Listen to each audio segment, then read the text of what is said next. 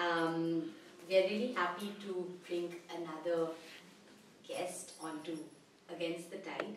Against the Tide is a series of talks that we kind of have been organizing to kind of get a sense of people's artistic process, practice, and the politics that they stand for.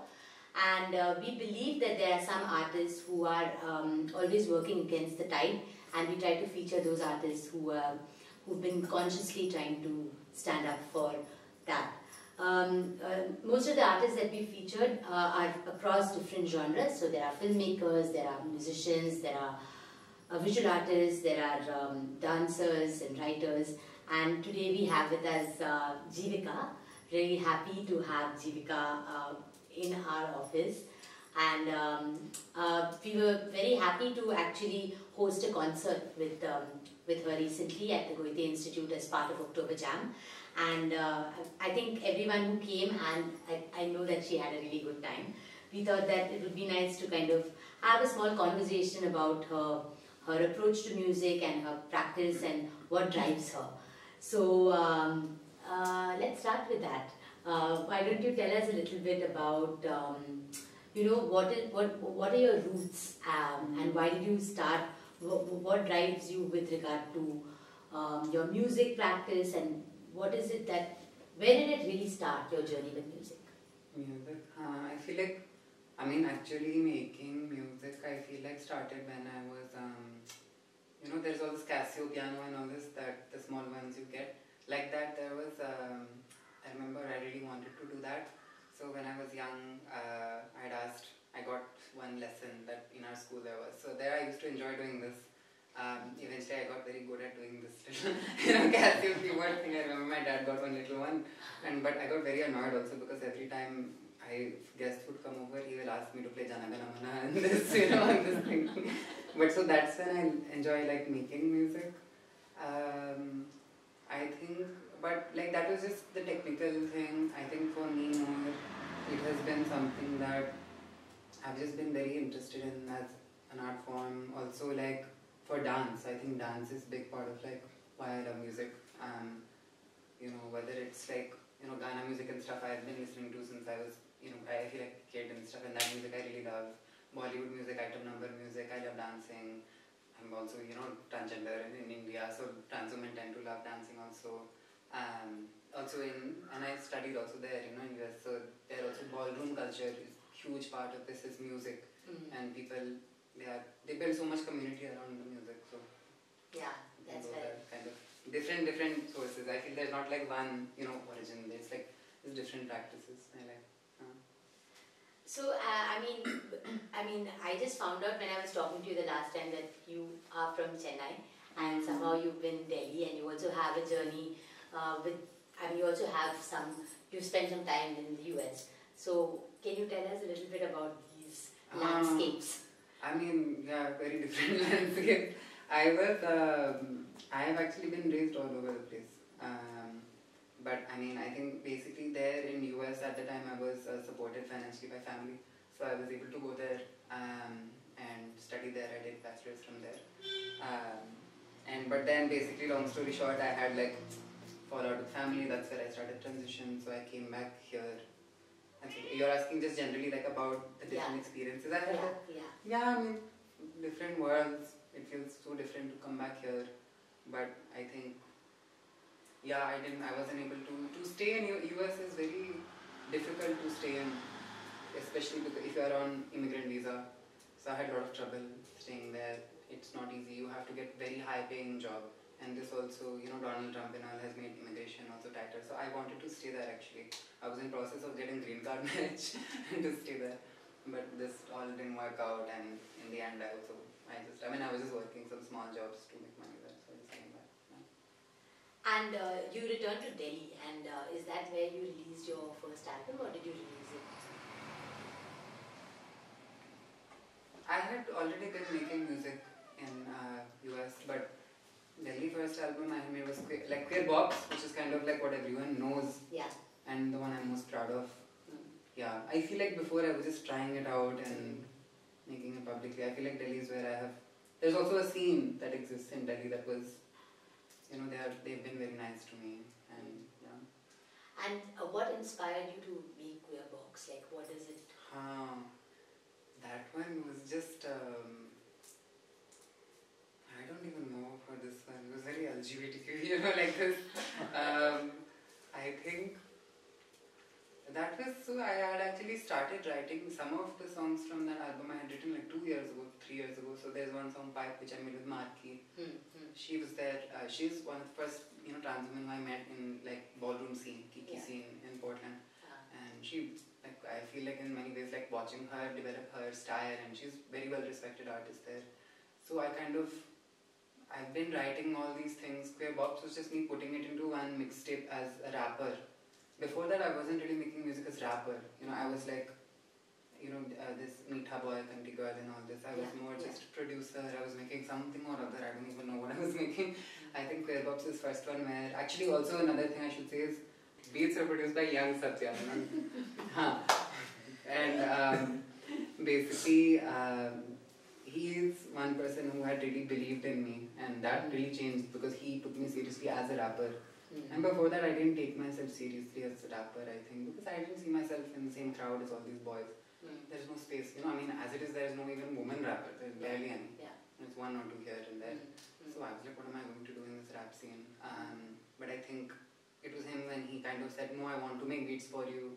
I kept saying like, okay, I'll try and pay you this, that, and he insisted like, no, let's just make it and figure all of this out later. And then I kind of got serious also, that like, oh, I can do this, you know. He's very well, he makes good, yeah.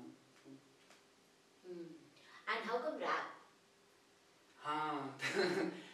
Rap I have been listening since I was like a kid. I don't know, you know, at the time I was not a woman or whatever, you know, and like boys, it's just kind of our generation of boys, I think a lot of us grew up listening to rap. Not even, you know, Indian rap or anything, you know, a lot of us, you know, we grew up listening to, you know, Eminem, 50 Cent, all this Kendrick Lamar, J. Cole, all these very, you know, famous now rappers, and it's a big source of strength. I think, I mean, hip-hop culture at its roots, it's so much about, you know, strength and community and all these things. So, yeah, I feel like it's also see, this is another thing I think it's just also poetry that is spoken. Because, again, I think like, I love comparing to Gaana tradition. Because they also immerse gangster rap and also the, you know, Gaana Deva and all these people, they are emerging around the same time, I think like 80s, 90s, as, you know, art form that is recorded also and made in films and used in this way. And Gaana also, it will go between singing and also just kind of rapping essentially. So that way it's like, I was hearing that also at a young age. So for me it's just, and that's why I feel like in my music also it will go between, you know, in this, like you'll hear songs where it'll be like, I'll go from just saying the rap stuff to just saying nonsense, right? Like all this kind of stuff I just say, you know, so yeah, I think so. And you feel like the style that you have, right? There's also sometimes where you're talking, then you're rapping, then there are these sounds in between, and then there's also the music in itself. Like, I mean, is it a spontaneous, like you're arriving at the style spontaneously, or do you feel like you really think through, like, what is the approach? I just do what I like. Whatever sounds good to your ear. Yeah, and like, I think, like what I will enjoy listening to, and also I think big thing for me is whether people can at the end of the day play and dance to it. If I'm making something that it's tortured and let's say I'm like, oh, so this then that, pain inside and all this, great, okay, but who will listen at the end of the day? You know, if I'm making it for myself, then I don't need to even release that if it's just for me. You know, so if I'm at the level now where I'm also working with other people, you know, and like making videos and stuff like this, so that's for other people. So why are you doing that for dance and stuff? So that's one big thing is dance. If you can dance to it. I think also, yeah, but when you're making it, you know, you don't think so much about all this. I think that you can track influences. So what you're saying, like, you know, sometimes this talking, sometimes this rapping, like that is also ballroom. There's big tradition of what's called commentary. You know, all this feminine pussy capture, the grrrl, like all this thing that I do on a song, that is coming directly from that. So all these different influences will be there, but then when you make the thing, it's just like, is it fun? Can people dance? And then, what are your influences? There's so many. Okay, recently. For your new album. Oh, like Kattar? Kattar influences. Oh. Lot of Gaana music influence. style, you know, drums and all. Most of them are sampled only. Yeah. There's hip hop, of course, hip hop influence, but a lot of the samples I have drawn from like Tamil films that I have sampled, like Karnan. There's a lot of drums and songs, music in that film is beautiful. I love. So a lot of that music I've been sampling, especially just drums. I think this is one thing I don't like about Desi hip hop and all. Like they have basically taken, like in the name of Desi hip hop, they will just download same sample packs that is being used in America and same sample packs that is used in Europe. Like this is such a waste. There is such good drums we have here, right? And so production also, when you are taught, if you just go on YouTube and you learn, then of course they will just teach you kick, hat, drum, snare, all this that they use there. But the whole point of, you know, and they will just do that and then put one, you know, basuri and then or sitar above it and then say this is like Desi hip hop. But I think, so that way initially it was challenge for me that I would do it, like I would do to make it myself like more fun, you know, like to just try and see if I can not use any of the sample packs and just make from like samples. So yeah, that's big influence. I think item number is big influence. I'm trying to think of other things. Yeah, I think those are the big influences. The main ones. But like you also mentioned that if you talk about any kind, even the community's pain, how is it going to reach people? You can't make things only for yourself. So this connection with item number also comes from that. Like how do you talk about the things that you're trying to talk about, and then the form that you choose to put it out in, whether it's item number or something that people like to dance to. How do you think people receive it? I think that is the question, is like which people are receiving it actually in the first place. Because this is the thing what I realized is that when I'm speaking to general audience of these men rappers, like of course they want me to sit and talk about what everything I'm suffering and everything, because they're very curious of, I think that is one biggest thing. That's why I think all these people will stare and wherever I go, and like even in these concerts they'll be like, wow, look, you know, this thing.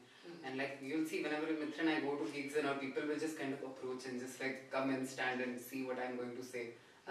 Because I think they have no idea what my life is like, and they're just very, because also Kinnar community, we are not supposed to say all these things. That is why it's big in Guruchila system that moment someone is trying to do something where they are getting public visibility, there will be a lot of discouragement from Guru and all to not do this. You know, and this is something that now in media it's also being shown, you know, in Tali, the series that has come, it shows how Gauri Sawant, you know, as she's trying to do politics, her Guru and other Kinnars were very angry at her for taking such big public image. I think the reason is also that audience, they want us to kind of just show, oh, I'm suffering, this, that, we are getting raped, attacked, all this, police don't do anything for us and all. But like, then moment I shifted this thinking that I'm not making for that audience, I'm making for other people like me. Then what do people like me need? We want to actually have music that some people will say it's escapism. But I think it's just like when we want to listen to music, we want to listen to something that reminds us of the nice things, you know, how feeling sexy, feeling beautiful, feeling like it's fun. So I think slowly I've shifted more focus on that. You know, but it's gradual, you know, I also sit and do Randi Rona in my songs also. But I try to keep that thoda less, And because of that, does the community really like have, do you have any challenges that you face with the community? You mean from the... Because of the public image that you made? So far, not so much. We'll see. I'm not that well known also, you know, I'm what 1,000 followers, like I'm not, we'll see, I'm sure, I mean, haters to have, I mean, but so far it's not been something that has turned into some big, you know, bawal or something, but I'm on my guard, because it can get, And the item number itself as a form, like what draws you to it, why do you think it works? So that is because, I mean, it has to do with sexuality, it has to do with sex work also, I think. It has to do with things like how you look at item number culture, what is an item, no? Like we are, a lot of people in middle class and upper class, they will think it's a thing in coming in Bollywood film. But item number culture, having items that you are hiring to dance, this comes from, you know, Mujra dance form, comes from actual dancers. you know, and if you look at Kinnars and Hijra community in North India, like one of the biggest sources of income. Look at someone like Khushi Sheikh. You know, she has millions of followers now. One of the biggest, like we don't tend to get so much employment in so many sectors, but one of the biggest places we will get employment is dancing, singing, music. This is from ages old, you know, and so I think that is something that I have always been a bit annoyed that, like, on the one hand, there's this hypocrisy, you know, that on the one hand, it will be like, this is the only thing we will be allowed to do, but then on the other hand, then in public image that is considered dirty or something like this. So that I don't like. And I think it's like, no, this is song that is so fun. Yeah. Of course, when you get to Bollywood level where it's not even us who is controlling who is in the picture, what the lyrics are, then it will just be very objectifying. It can feel like this. But at basic roots level, it's like we are doing it, you know, to survive, or it's something that makes us feel good. Yeah. Yeah, I think. Does that answer? No. Yeah, it does. And then going to your lyrics itself, so I read all the lyrics and I think I really enjoyed it because it makes you think and it makes you wonder, and there's a pathos that I sense in all the songs that you've written. So like, how do those words come to you? Like, I definitely, it might be a collective like experiences of various people and certain witnesses, observations, but like, it's also, I get, what is your process of writing these lyrics? I just keep writing, and then you just practice, you know, and like you start thinking in that way, you know. I think it's like, you know, if you have painter also, they will, everywhere they're going, they're looking at colors, and they're looking at how things will work together, and not just when they are sitting on with the canvas, you know. So same thing for me, it's like writing, I have little, you know, note that I'll, whenever I think of something, you know, I'll wake up and I'll be, oh, I thought of something, so I just do. So it's a constant process. Yeah. I think that's why when I sit down to write a song, it's not that I'm doing for music, sometimes I will do from scratch, but for writing, this is changing now actually, I'm trying to change the process, but usually when I actually sit down, so this, for example, PURRRRR, most famous one, you know, looking on that doja kitty cat, that I had in my head for months before I actually made the song. So it was just like, I just thought, it's very catchy, you know, also, so I thought of it and it was very stuck in my own head also for so long. Whenever I was listening on that doja, I say, so, yeah. You know, it's rhythm also, so rhythm makes everything memorable, you know, thoda. Yeah. But I also feel like in the lyrics, there is someone you are also talking to. I wonder, like, who do you think you're writing for? Oh, that's a very good question. That's like a deep question also. I feel it changes every song. I mean, some songs I will make it depends on vibe of the song. Like, you can give examples. I'm really hard. It's hard to answer this question. Like, PURRRRR is like, who the hell is she saying? You know, like, who will listen to this? I mean, I don't know. That one is more just in line with rap, you know. That is bigger question of like, who is rapper bragging to? You know, are they bragging to haters? Are they bragging to fans? I feel, that one is hard. I feel like if I'm talking about Kattar, specifically that one, I wanted to talk more to other, you know, people who are Kinars and that one is not so much made for people who are not in the community. I think this one is more just like, I wanted to make songs that, you know, people like me can put on and dance to, can put on and relate to, and can feel, you know, while they're doing makeup or something, that they can listen to this and feel that they're, you know, like that kind of thing. Yeah. So that, okay. So it's not like you're thinking about who you're writing for. The words are coming and you're just like letting it flow. Yeah. Somewhat like that. Yeah, I mean, it's kind of like poetry also. You know, when someone is writing poetry, you can say it's like alone. It's an activity that they are doing alone. But they also are aware in the back of their head, right, that it will be read by someone or other. Maybe they will post it on Instagram. Maybe they will. So at this point when I'm making music, I know that there's release process, you know. So whatever I'm writing now, I have sense that, okay, will this public will hear, you know, public. So that, I guess it's there in the back of my head. Yeah, and I think what's unique about your way of working is that you're writing the music, you're also producing your music, and you're also performing it. So this whole, it's and I think there is something to that, right? Like, because usually with music production, there are crews mostly managed by, I mean, it's gendered, the whole thing. So I mean, that must have been a conscious choice for you to produce your own music. Or I just didn't like what other people are doing. I thought I could do better. So I think it's also, I have very, very specific sound. Like, I have tried to work, I'm trying to change this about myself, because then you become too, isolated, and you need to learn also to work with other people. And I have a big, big problem with this, mainly because I think I go into collaboration and I get very insecure. If not about my music thing, then it takes me a long time to make something. A lot of these rappers and all, they'll get into studio and then for like 15 minutes they'll have a song.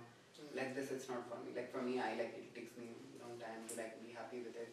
I will also probably, when I make something, I will wait like at least a week before showing to anyone else even, to decide if it's even worth showing. So I think because of that, I get very like this thing. So I think it's also, I think I just had something in the back of my head that I was like, what I'm making is kind of different, it's unique, and I shouldn't dismiss this. Because I can very quickly, a lot of time I feel like I wish I could make something that is more like, I don't know, like, hip-hop beats.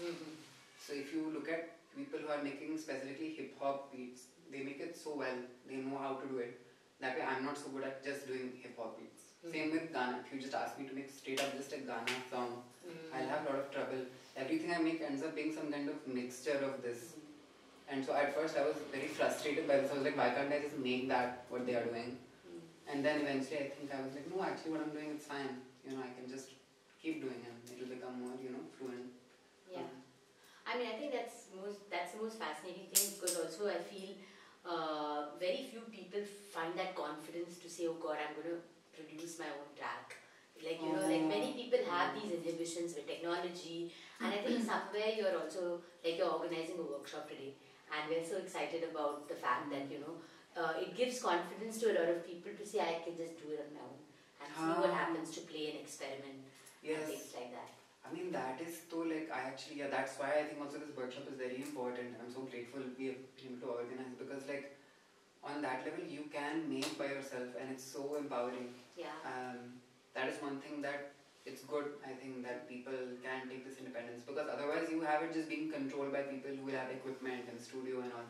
But now it's not like that. Like music, it's different with film, with art, with these things, you still need materials. But for music nowadays, you can make entirely just on a computer. Nowadays you can make on phone also. Like, if you have anything, you can make some music. Yeah. So, I think that it's very democratic, I think it's a good thing. Yeah. And like also, like, I mean, I don't know, you must be bored of the rap scene in India, or you like the rap scene in India. So what do you think about the rap scene in India? Like, what's good about it? What's missing? What do you think is just like... I mean, like any industry, I think, has good and bad. Yeah. I mean, I think I have rappers I really love. I mean, I've been listening to MC Stan, VJDK, these kind of people. Ariva, obviously. All these people I love. They have also given me confidence. Like, I can't go a few days without listening to like VJDK, some songs of his. Because I think it's one thing to listen to American hip-hop and be inspired by this. But I think it's much closer to home when you see that someone in your own, someone who lives in a place which is similar looking to your neighborhood, who is also getting through a lot of similar difficulties. So I think hearing that in rap is very, very powerful. VJDK, MC Stan, these are people who also will talk about these things in the songs. They are not going to just pretend that they are something else. And this is the thing, I think earlier a lot of these rappers, they were just kind of pretending that they are black. And they're just copying the language that is coming from there. But see, VJDK also, one thing he says, it's not Desi hip-hop, it's Indian hip-hop now. He says like, this is kind of a new wave. Because we've seen also how, I think it's like when first time anyone is doing something, there has to be the first 5 people who will make idiots out of themselves, so that other people can see, okay, I won't do that now. So I think that has happened now. It's like we've had generation also of Indian rappers, and there's some of them who were coming from very real place, like Divine and all, who are really coming from gully culture and trying to make it out of that. So rap for them is not just a hobby, it was something that changed their life. It's culture that saved them. Rap is something that also saves a lot of, especially young boys from, street culture and black market things. So I think it's very powerful. But then on the other side, right, is we have boys who just, they're sitting in dad's home and like, just kind of sing yo-yo and all this. So that I've tried to stay away from. I don't know. The problem I think is that in Delhi there's a lot of that. Yeah. Delhi tends to be more upper middle class crowd that is doing rap. In Bombay it's not like this. In Bangalore it's not like this, right? Bombay, like, I don't know what it is about Delhi. I'm hoping it will not stay like this, but yeah. What is it in Delhi? I don't know. I mean, I think there's just a lot of them are just spoiled crowd. I mean, I'm not going to sit in. Yeah, I don't want to talk shit too much. I'll get into really bitchy zone. But I think it's just one of weaknesses in Delhi is also just venues and the culture. On the one hand, you have a really good culture of people, like Spit Dope, who have been doing battle culture since I was in school. So it's a very long time. Yeah. But on the other hand, if you're trying to get gigs, these are venues which are very fixed. At least in South Delhi. It's different in West, it's different in, the Napar and scene. But I don't know, the scene, because I'm living in Khirkee, which is in South area. So in that area, it's just very, you go to same crowd, everyone there, everyone knows each other, very incestuous, kind of vibe, which is, I just didn't fit in. I didn't feel very comfortable, I don't know. So your experiences of performing in Delhi itself, how has that been? And in sense, what kind of audiences would you like to perform for?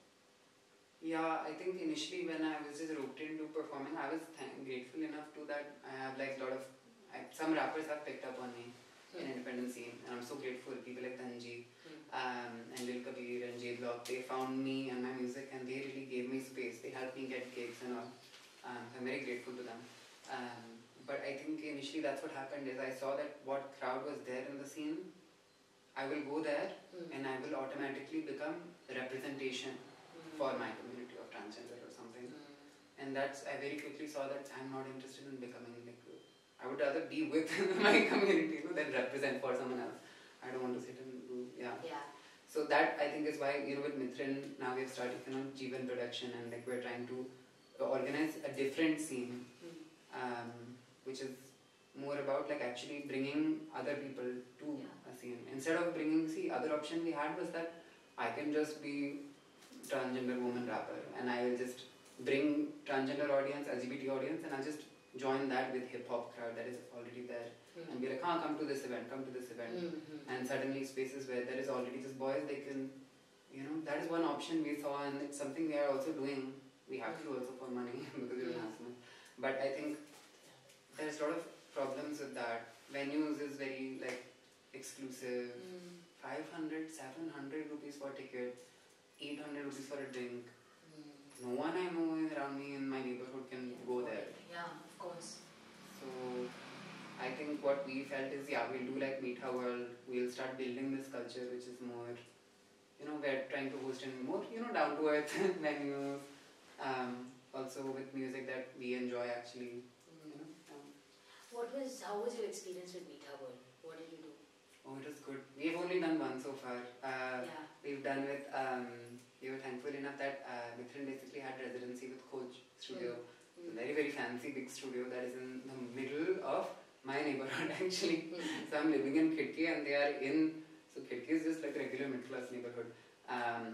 But then in the middle of Khirkee there's this palace which is gallery, art gallery, sponsored money is apparently coming from Europe and Switzerland for this. It's amazing. I'm very grateful because we got that space. It's such a beautiful space. They set up, they helped with sound, we got sound. And we did, it was huge success. It was very big. We had what they told us, I think venue capacity was how much? It was we had what? They said 150 people, they said 100, we had 250. Literally, 150 people, they told us maximum. Then we had already 300 RSPs or something. No, we had 400, 450. 400, can you imagine?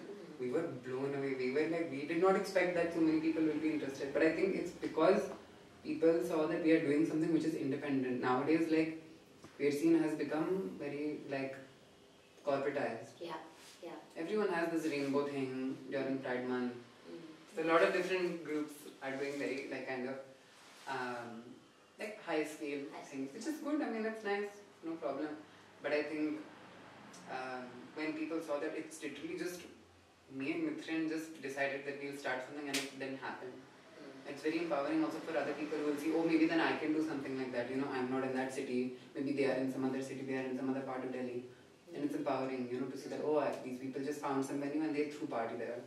I think that's how party culture should be, you know. I think, yeah, I mean, in a way, it's similar. I mean, not about the party culture thing, but also just about claiming spaces and how you can run things independently. And there's so much of threat around that, because this is precisely why these spaces have also started shrinking. I mean, at least in Bangalore, we had so many, we had access, or you can just claim space and make it your own, but I feel like now there are so many different interests, people don't want it to go in that direction.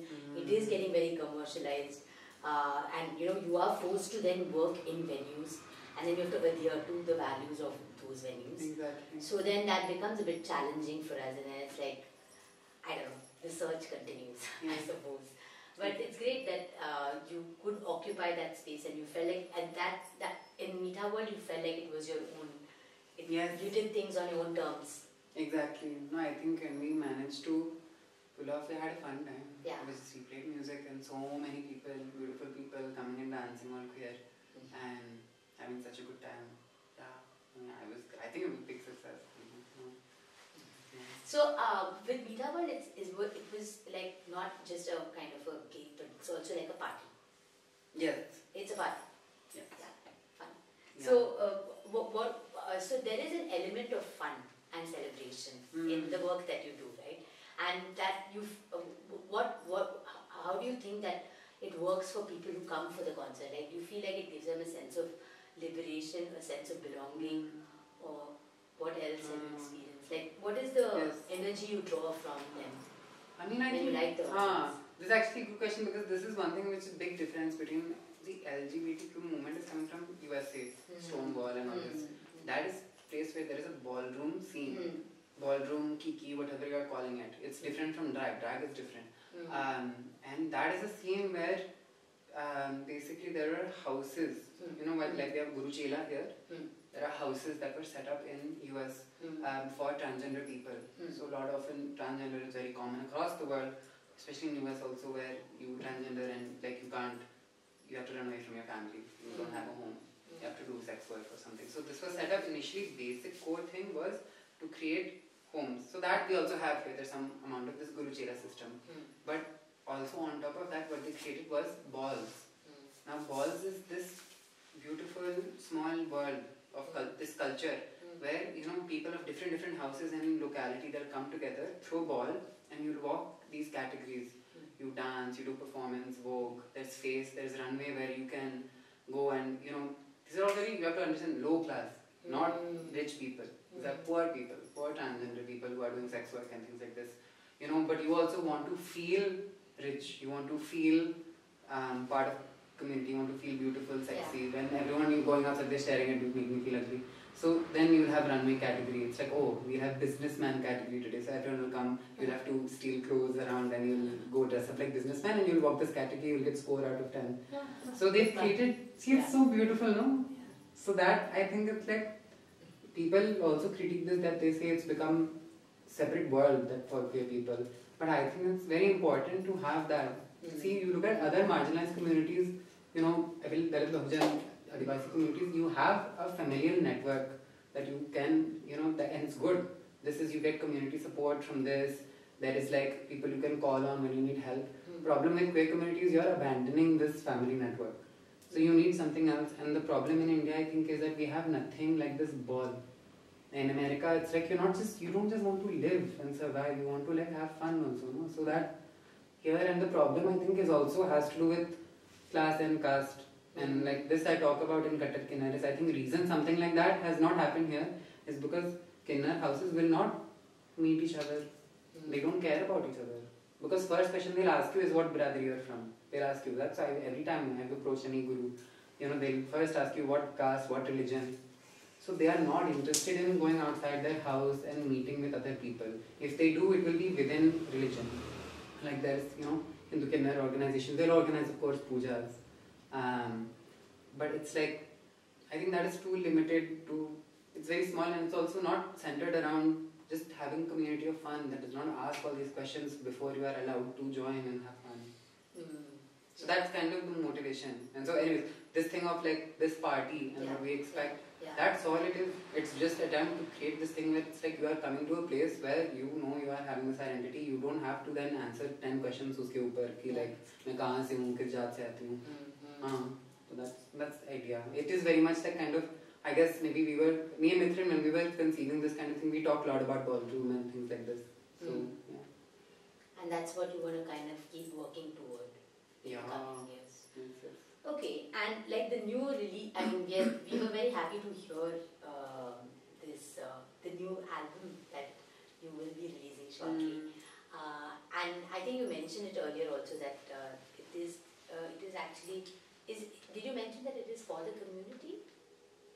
The album? Yeah, Kattar Kinar. I mean, people from her, it can be jarring otherwise.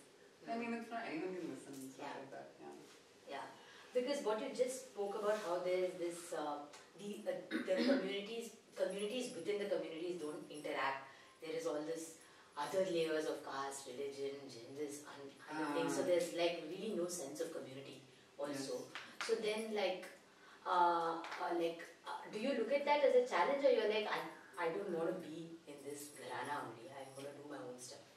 Yeah, you just do I don't have a guru. I don't. I say that on the first line of Hijar is Milina Guru, Khate mein 2000 mahine shuru. And I think this is like, that I've had fights, I mean like people who I thought like I was keeping as guru, because they'll ask, like they'll ask you for, first of all, they'll ask you a certain amount of rent money. They'll ask things like this. I mean, it turns into extortion. They expect a lot of things from me, and I don't want to go too much into detail because this is the thing. I don't want to sit and give bad name to the inner community because they do go through so much, and we do. But I think at the same time, I'm not answerable to this. Like, I'm not just to say I'm more part of this community. I'm not going to sit and bow down in front of someone who will not allow me to, have my talent and make the kind of music I'm making. They will not approve. I don't think they will. I don't know. And so, for me, I'm just like, I'm running my own house. I'm the only one who is paying my own bills. I will do it.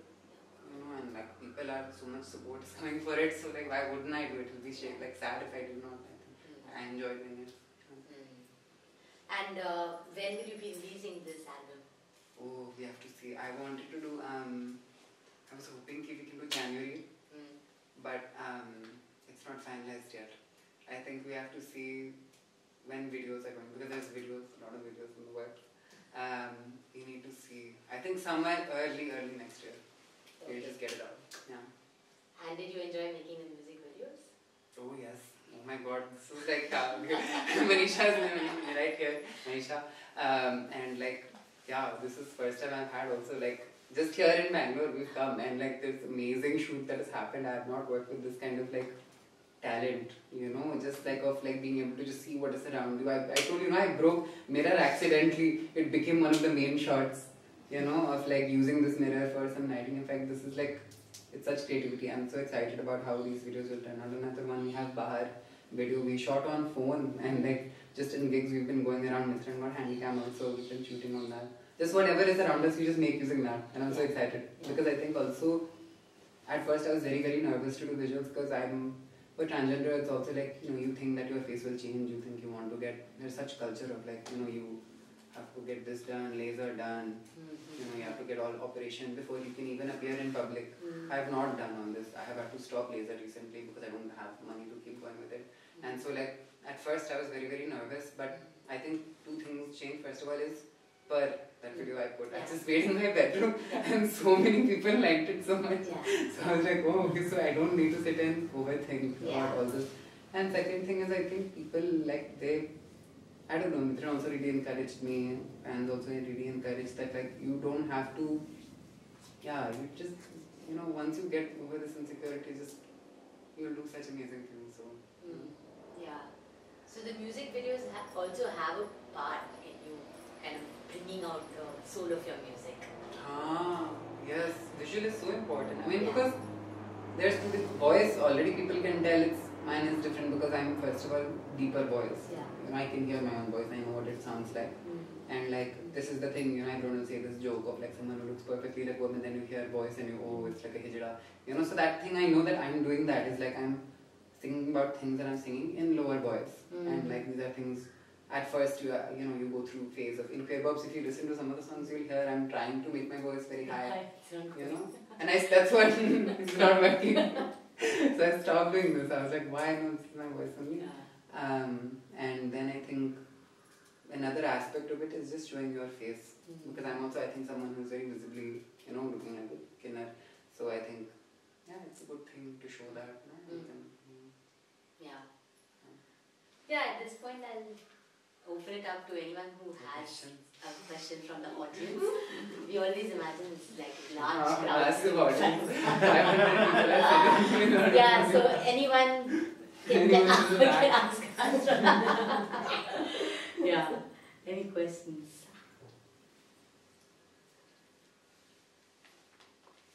Yeah, sounds like fun. You could do this.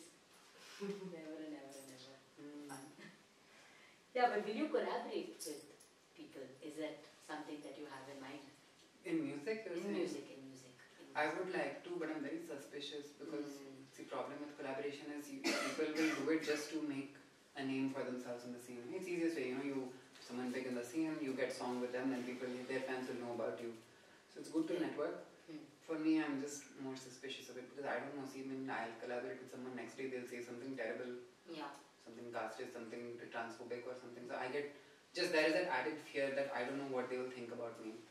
You know, and then I've had things, I don't want to go into details, but like, you know, I've worked with some artists I really look up to, then I actually meet them in person and they'll say something that I'm just like, what did you just say? You know, like, and it makes me rethink about all of this. So I just prefer maintaining distance. I work with people who I've met personally, you know, like Lil Kabir, Faizan, all these people, you know, Nithin is also introducing me to a lot of people, and like I feel like that is what I trust. I'm not interested in just working to, you know, get this name and all. You want to talk about Rico or is that like too small? Oh my god, no, yes, Rico, yes. Like, Rico is the one who's mastering and mixing Kattar Kinar all. Yeah, I think he's also like, we found each other, I love his music. He's also like, I feel his also philosophy and approach. He also has, what is the name of the project? Wait, Misanthrope. Yeah, Misanthrope. I think he's got funding for this also. He has also projects coming. He's an amazing producer. I want to also work with him on production. But for this one, Kattar, I have produced most of it. He's mixing and mastering.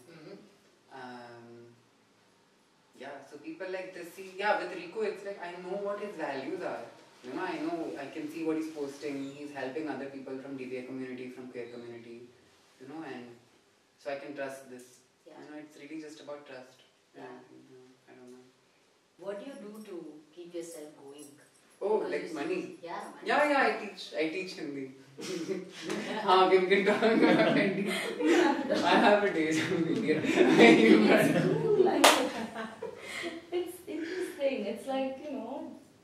I mean, for me, I wanted to first share, it's great to listen to you sit here because you've only just seen your videos or seen you perform live, but I think these conversations really kind of give a perspective to also how you are and what you're trying to say and the kind of music that you produce that way.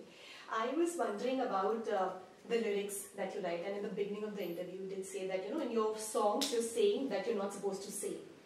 Like things that you're not supposed to say, kind of say through your music, especially the lyrics that are there. And from whatever music I've heard so far, I sense as an audience there's anger, there's cynicism, there's satire, there's fun in the way you write. That's how it sounds in that way.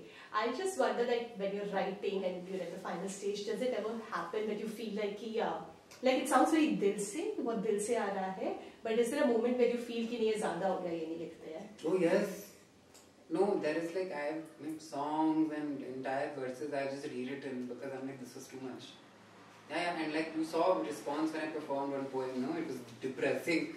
Now it's like based on how I went, I'm going to change it again. I've already rewritten based on how the performance went because I saw it. It's like very depressing. Like, what is the point of just depressing people? You know, I think, yeah, no, very. This is and that is why, so I said, when I make a song, I will literally wait days, or at least usually I try to keep a week of not showing it to anyone and hearing it back myself before I show to others, because I get very, first of all, I'm very kind of self-conscious, insecure, all. But it's also just because I think sometimes things that if you develop such close practice with yourself, because music you can just make by yourself in bedroom. If you're making a film, you need other people help, you need like equipment, all this. So music, it becomes such a private thing that sometimes you need to wake up and realize you're showing also to other people. You can't just say anything, that you would say to yourself.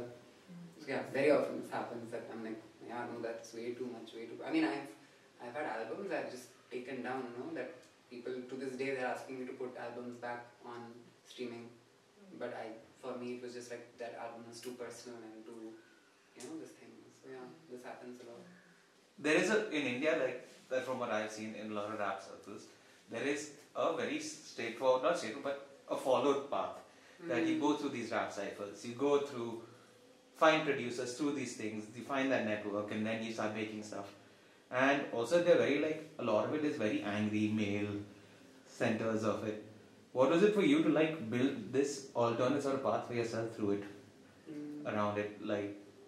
And if, for example, if you were to imagine it as a wider, more accessible thing, how would you imagine building it? Like a cipher or something like that? Yes. No, that's a really good question. I think this thing of going away from that and not going to ciphers and doing... I think it's... But I don't think it's just bedroom, this thing, because yeah, there is one kind of rap that you make in bedroom, produce in bedroom, rap in bedroom, and people will listen also in their bedroom. I don't want to do that. Yeah. But sometimes if I want to do that, I'll do it from a different name or something. But I think you can make it in your bedroom or something, but then it'll be heard in other environments. I think that is what is interesting to me. It'll be played in an event like Meet World,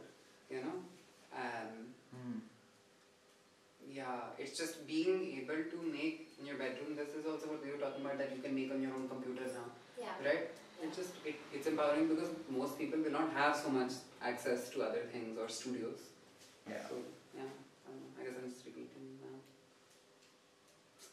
No, so then in a sense, with most of the artists, sometimes they're mainstreaming their work is very important. Vis-a-vis, some people are it's okay, I'd just like to have it, remain niche or whatever it is. But you feel it's not about, because there's also a politics to the work which has to also go to a wider audience. Otherwise, it's you're not doing this for yourself. Yeah. And yes and no. And yeah, that's why it feels also weird going to, a venue where you know that everything you say will piss everyone off. Then what am I doing that for?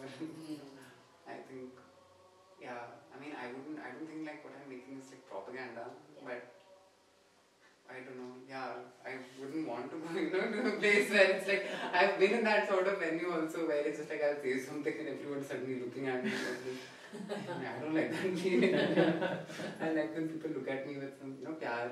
Yeah. If and when you come back to Bangalore, what would you expect next?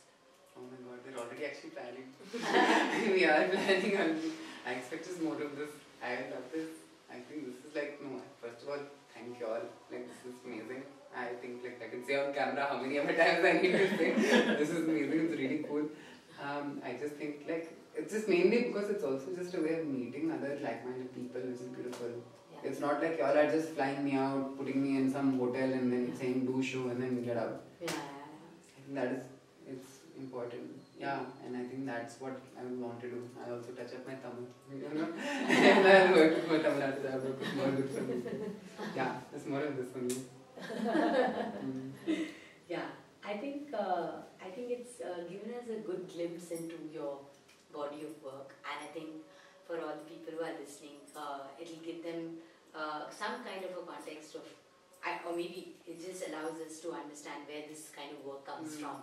Yeah. So thank you for giving us this time and sharing things so openly with us. And yeah, we're going to have you back soon. I'm sure Bangalore's already thinking of ways to bring you back. Thank you very much. Thank you.